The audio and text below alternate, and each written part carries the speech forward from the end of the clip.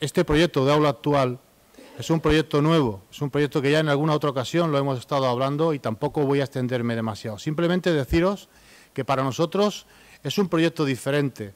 Estábamos encasillados durante mucho tiempo las asociaciones de vecinos en un quehacer diario sobre el tema reivindicación, movilización, presión, etcétera, etcétera, y creíamos que las asociaciones de vecinos también deben de salir a la calle. Deben de salir a la calle e intentar afrontar y trabajar por, yo no digo solucionar, porque a veces las soluciones son difíciles, pero sí buscar vías de mejora de esos problemas que surgen en las personas mayores, en los jóvenes, en las familias, en los adolescentes, en infinidad de cosas que están surgiendo en los barrios. Y Aula Actual es un proyecto que se dedica a eso, a trabajar en los barrios, a trabajar con otras entidades en colaboración y sobre todo con todas aquellas personas que entiendan y que crean que las asociaciones de vecinos estamos para mejorar la calidad de vida de los vecinos. Diguéssim, el City Lab neix de la convicció de que totes les persones tenim coneixements que poden ser útils pels altres. I aquí està, diguéssim, el quid de la qüestió. És com compartim aquests coneixements i com els compartim mediatitzant tot això amb això que ara es diu les TIC, les tecnologies de la informació i de la comunicació. Aquesta va ser la formulació. Potser d'aquí ve que sigui un espai natural la col·laboració amb les comunitats de veïns. En aquesta primera fase de projecte, la nostra participació ha estat una transferència de coneixement de nosaltres cap a la gent que dinamitza Aula Actual. Volem passar d'un model piramidal a un model en xarxa. Volem que el coneixement no ens transmeti de nosaltres cap als dinamitzadors i dels dinamitzadors cap als participants. Això es produirà ara a la segona fase. Per tant, ara a la segona fase hem d'aconseguir que tots vosaltres, que tota la gent que participi del projecte, sàpiga trobar un document, sàpiga aprendre, sàpiga fer un curs, sàpiga fer tot això. Però en poc temps, i de veritat creieu-me, serà en molt poc temps, quan més fem, més ràpid anirem, perquè en l'àmbit TIC, quan més fa, més ràpid es va. El model que volem i que apostem és perquè sigui un model participat en xarxa. És a dir, que Aula Actual no sigui un lloc on els dinamitzadors i els formadors pengin materials perquè la gent aprengui. Volem que Aula Actual sigui un lloc on la gent pengi i publiqui i treballi perquè l'altra gent aprengui, pengi, publiqui i treballi. Doncs volem que això es produeixi en termes de bones pràctiques, és a dir, volem que gent associada al projecte ensenyi a altra gent en com han fet determinades experiències perquè els altres aprenguin dels èxits. Volem que hi hagi un espai que la gent pugui resoldre dubtes en termes d'assessorament. Volem un espai segurament compartit on es resolguin problemes, on si jo tinc un problema el pugui preguntar i una persona que l'hagi resolt anteriorment a mi me n'ensenyi.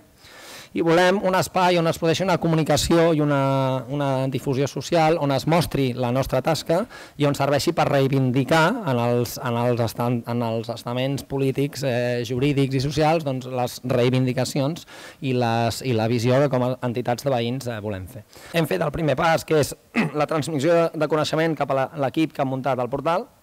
Felicitats. Anirem pel segon, que aquest equip faci una transmissió del coneixement a la resta, i el tercer serà que tots nosaltres siguem capaços de compartir aquest coneixement. Per tant, el missatge final és que vosaltres, a partir d'ara, sou els protagonistes d'Aula Actual i que, per tant, us convidem a que participeu en ella. Gràcies. Estem en una societat que ja s'ha acabat allò del magíster dixit. A vegades a les universitats, sent el tram més alt del coneixement, hi ha dificultats en aquest aspecte, perquè hi ha alumnes, sobretot en els postgraus, que d'alguna matèria en saben més que el professor que els ensenya. I això és frustrant per una persona que habitualment ha sigut l'amo del coneixement i s'ha dirigit a gent que no en saben.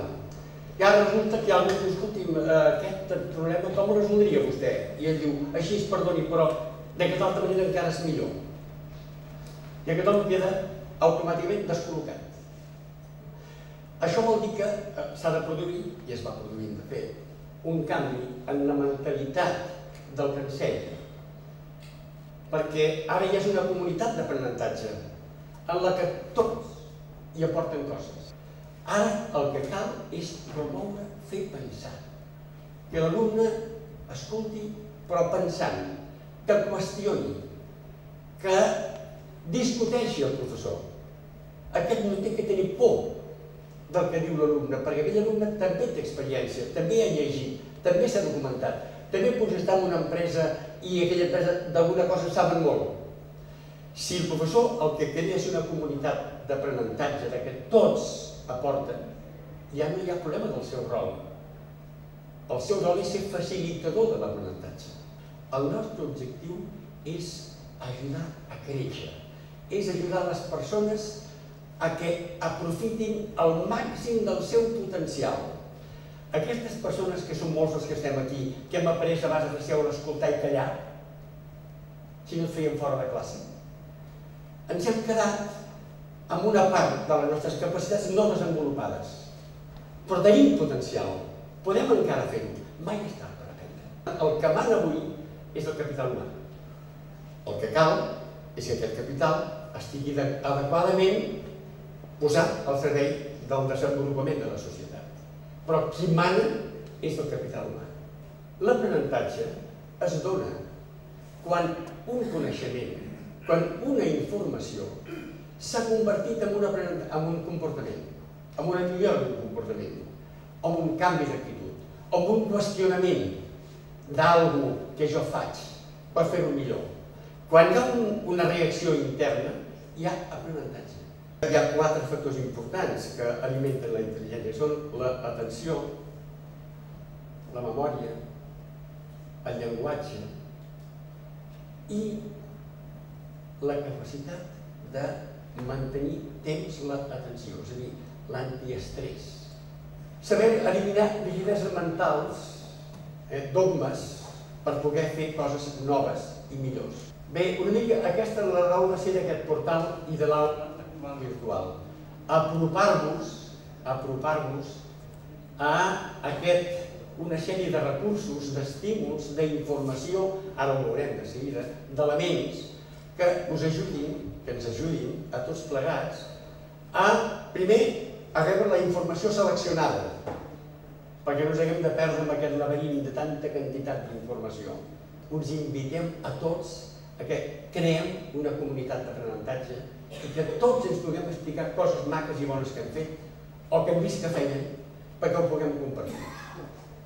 Es tracta aquí de que penseu que teniu a l'abast una finestra que us obre a la vida.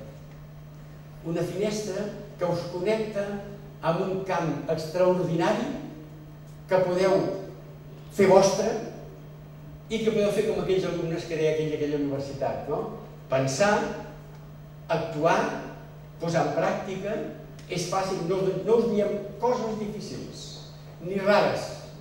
El que us diem són coses assequibles, que només volen voluntat i ganes de fer-les.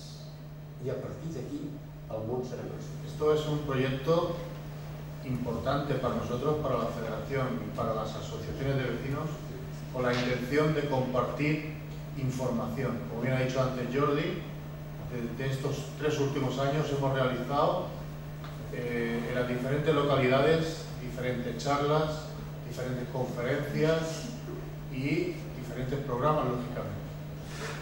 El tema de las personas mayores, de los talleres de memoria, el tema de las conferencias sobre calidad de vida, el tema también importante sobre los debates de jóvenes, de adolescentes, educadores y padres.